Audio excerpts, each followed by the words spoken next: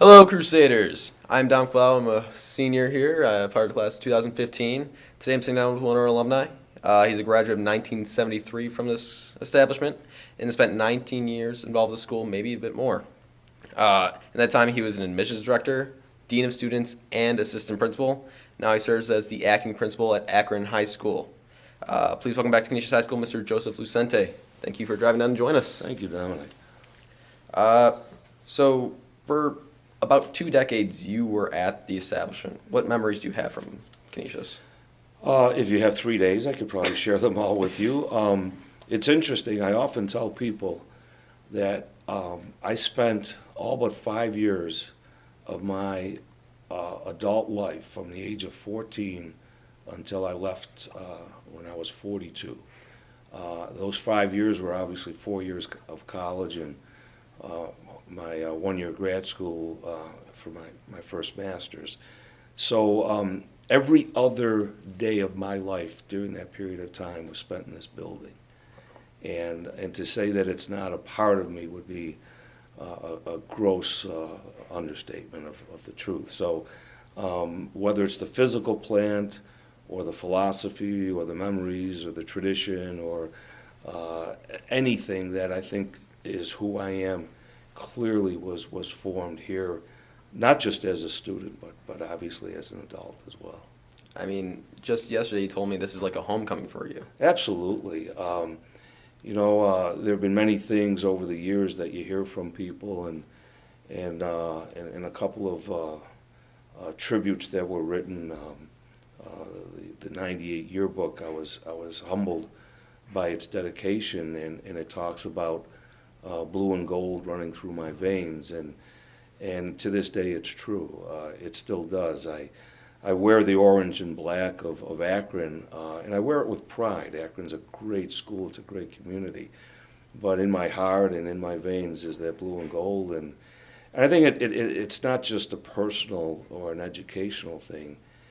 If you come to Akron and you walk into our main hallway when you come into the high school, you will see the very signs that hang in your hallway, to attain excellence and pursue excellence.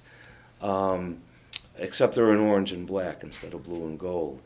If you walk into my office, there is probably as much memorabilia of Canisius. There's a Canisius hockey jersey. There's the goalie stick from the Super Sunday Championship in '87 that all the players had signed, given to me.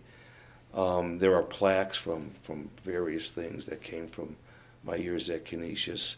Right behind my desk on the bulletin board are the attributes of the Canisius grad at grad. And to me, it's what we practice and preach at Akron.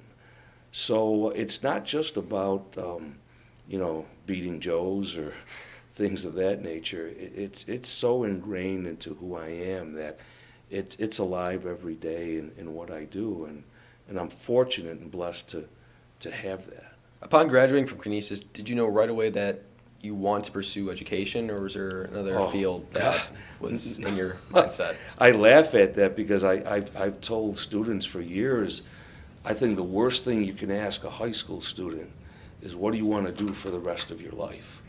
In fact, I say, I don't know what I want to do when I grow up, and I'm saying that at the age of 59, because life is a journey. I describe it as a buffet. If you, I assume most Canisius boys still like a good Chinese buffet. You hit that buffet and you try a little bit of everything. And what you don't like, you don't go back. And the things you do like, you go back for seconds, and the things you love, you go back for thirds and fourths. And so what do you know at the age of 17 when you graduate from high school? You think you know a lot. I certainly thought I knew a lot. But I laugh because the last thing I would have ever predicted was, one, that I would be in education.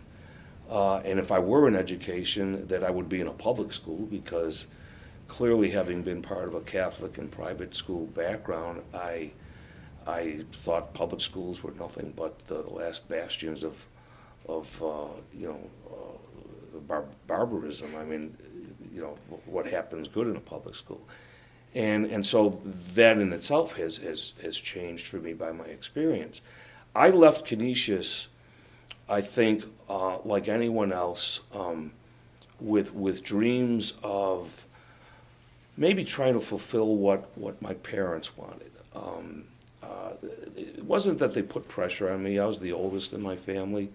No one in my family had gone to college before that. Aunts or uncles, very blue collar, raised in the old First Ward of South Buffalo, and with great pride. But not knowing what I wanted to do, it was one of those, well, I'll become a doctor.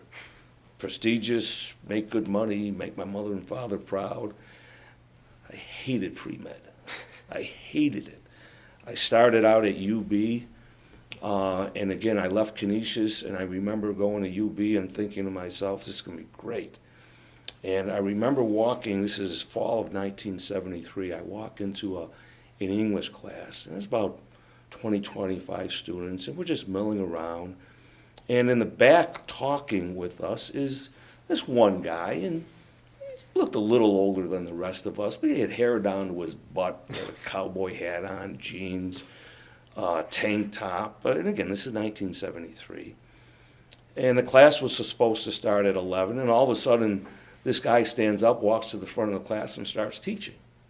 I realized he was the professor.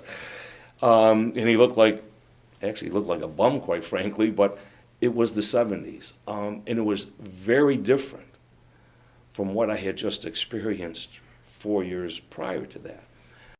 So I transferred to Canisius College, a lot smaller, and clearly liked it a lot better, but still wasn't happy with pre-med. Didn't like it. I realized one day I don't even like the smell of hospitals. So why in God's name do I want to be a doctor? And what might help, those watching this understand the influence of Jesuit education, I struggled greatly that first year and a half. Personally, I had lost my best friend in a car accident, and I was struggling with not being happy with a major, not being successful academically, and all of a sudden my future's looking me square in the face, and I don't know what it's going to look like. And so Father Tony Braska was a Jesuit who was the Dean of Arts and Sciences at Canisius College. And one day he invited me into his office just to talk. And that man and that conversation probably changed my life, and was an example of many instances where someone who either was a Jesuit or with Jesuit influence was able to help me discover something about myself. And what it was one was the ability to say that it's okay to fail at something, that not being a doctor or not sticking through a pre-med program was not the end of the world. In fact, it lifted the weight off my shoulders that it's something that I wouldn't have to pursue. And what he turned me on to, he said to me, "What do you like to do?" I said, "I love working with people. I'm a people person." And he said to me, "Well, what about psychology?" And I laughed at him. I said, "Are you kidding me? I mean, for me, psychology meant the mentally ill, people who are crazy. I don't want to do that." He said, "Try Psych 101. Just try it." And I did. And all of a sudden I discovered psych wasn't dealing with crazy people. It's the study of human behavior. And for a guy who just loved being a people person, it's like I died and went to heaven. I went from academic probation to the dean's list. And in a sense, it changed a lot about my goals in life. And even in college, my goal was still not education. I graduated with a bachelor's in psych, and I wanted to become a clinical psychologist, which I probably practice every day for the last 37 years. But I went to Indiana for grad school in a unique program that was counseling and educational psychology. And my goal was, after a master's in that, to pursue a PhD in clinical psych, hang a shingle on the wall and get $150 an hour for helping people with their problems. And what I discovered was I was getting a little bit more taste of adolescent psychology and the educational component. And when I graduated, I still didn't know what I was going to do. I was sick of school. I had gone to school since I was 5 years old. And instead of going for a PhD, I thought, I need to apply some of this knowledge and really get some work experience. Not to mention I was getting married, and it'd be nice to have a job. So I was up at the Canisius College placement office one morning, and they said, we just got a call from the high school that they're looking for a counselor. Really? So I applied, and Canisius was kind enough to hire me. I did a little volunteer work in the HAP program that summer. And what I thought might have been a 2 or 3 year stint so that I could go back and get my PhD in psych turned out to be the beginning of a 37-year career. I fell in love working with young people, with especially adolescents. It wasn't so much that this was my alma mater, as much as it was just a love of working with kids. What happened was a series of events over time where I eventually became admissions director, was still counseling, actually authored and taught the study skills course. I don't know if you still have it here or not, but it was something we identified in the late 70s as being, crucial. And one day, the dean of students had chosen at the time to pursue a different field. And I was talking with the principal, Father Ken Bowler, at the time. And we were just talking about the job and where I was going. And we must have talked for about 3 hours.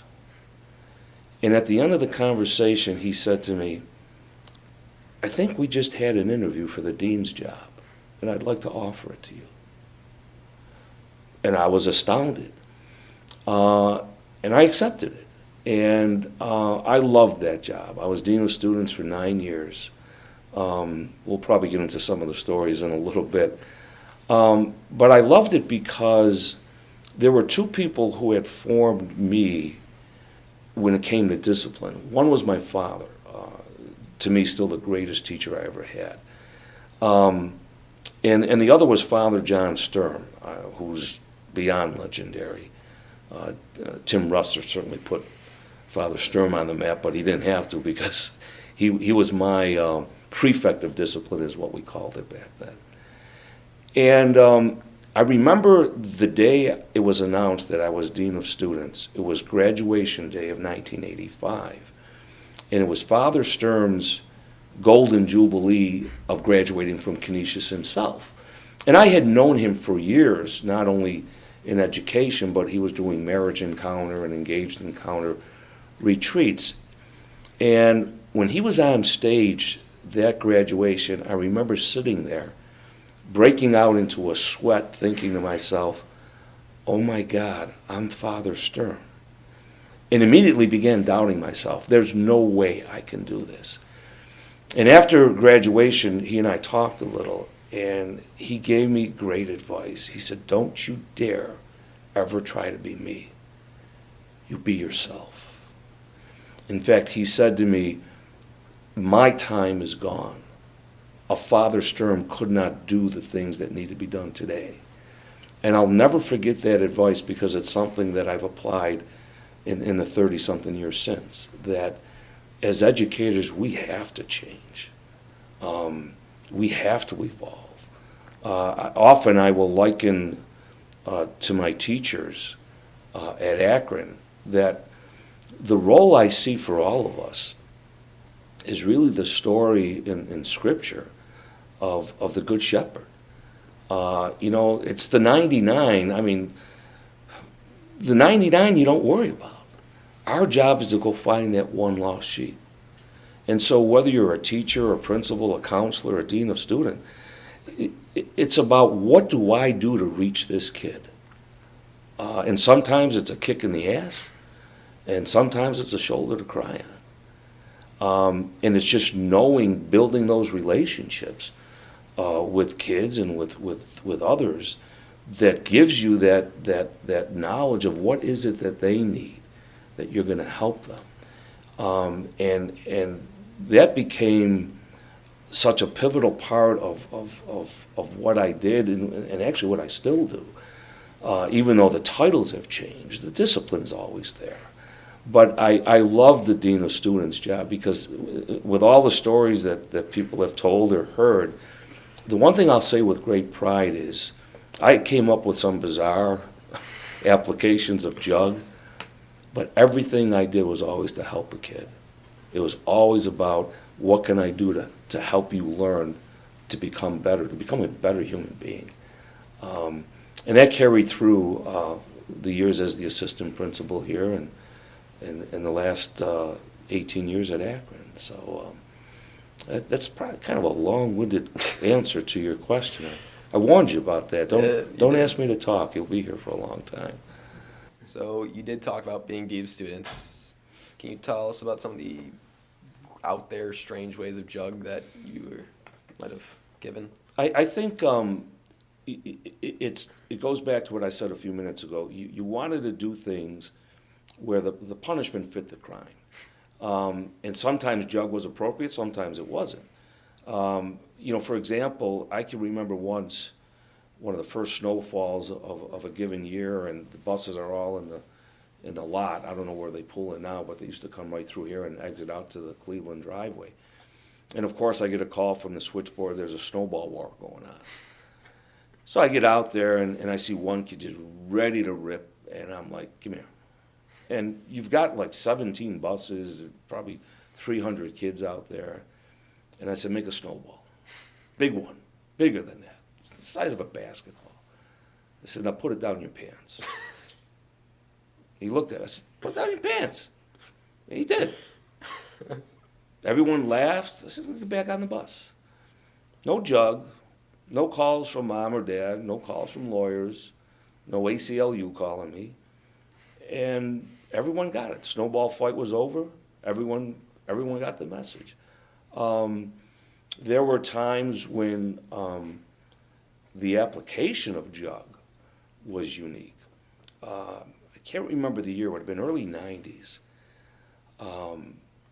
For whatever reason, the freshman class that year had developed this god-awful, gross habit of spitting on one another.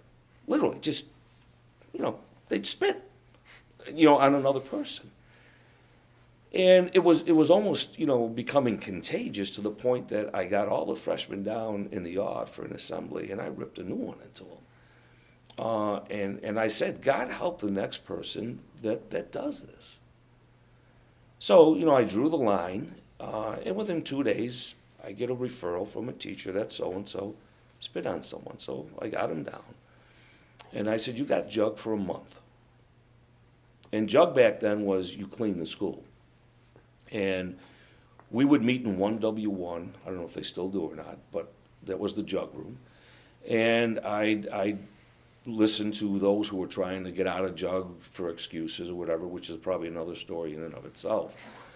But if you weren't trying to get out of Jug, you would sit down in the seats, and I would give you assignments to what you would clean.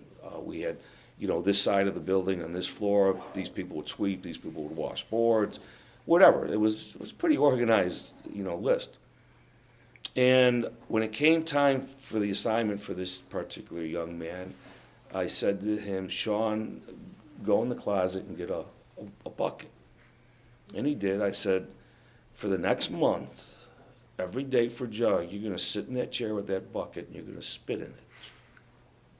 And he looked at me like I was crazy. All the other kids are. I said, I'm telling you, that's what you're going to do.